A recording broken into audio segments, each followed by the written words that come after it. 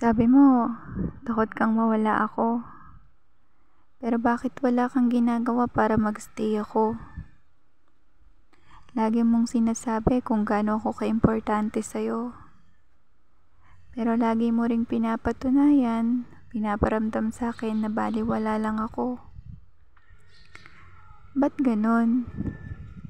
Ikaw na mahal at gustong gusto ko. Kulang na lang ibigay ko ang buong mundo. Gusto kong maintindihan, gusto kong intindihin, gusto kong malaman at gusto kong ungkatin.